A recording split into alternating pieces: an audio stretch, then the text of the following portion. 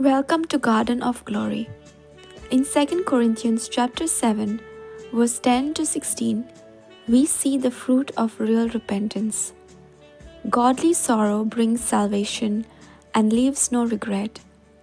The Corinthians responded to correction with zeal and fear of the Lord.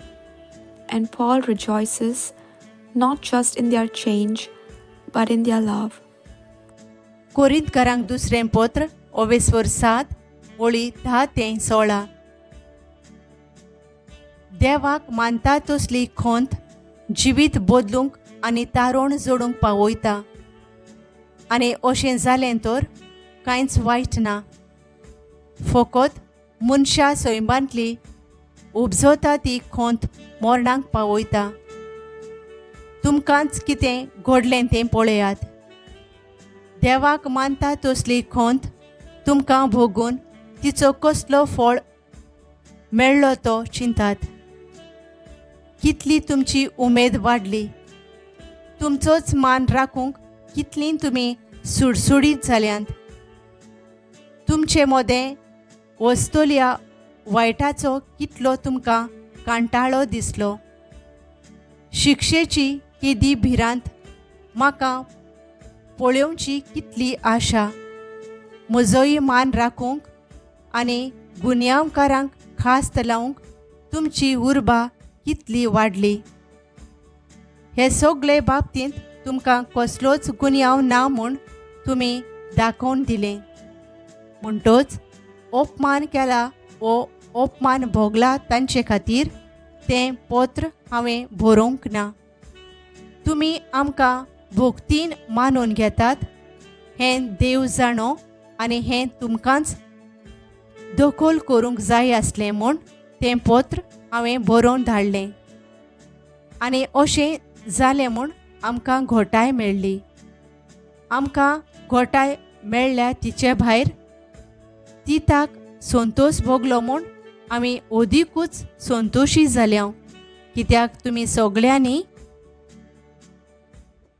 ताचें समाधान केलें. आनी तुमची होडवीक हांवें ताका सांगल्या जाल्यार म्हाका लज भोगूंक ना.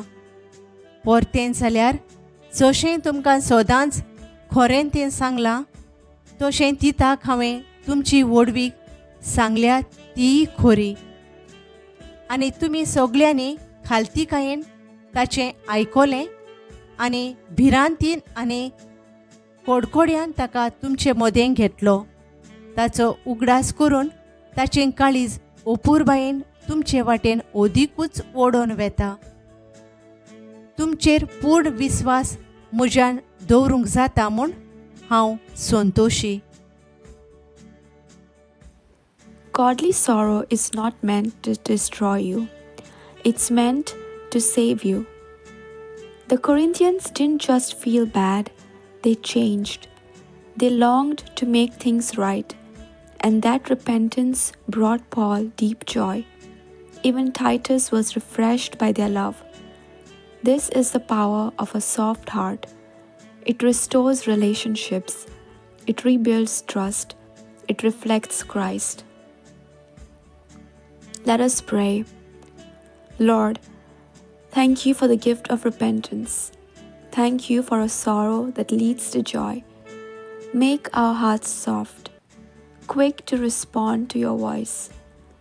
Let our lives reflect your grace and truth. May others be refreshed by our obedience. In Jesus' name, Amen. Thank you for joining us on the Garden of Glory. If this message blessed you, please like, share, and subscribe. Dear Baren Koro.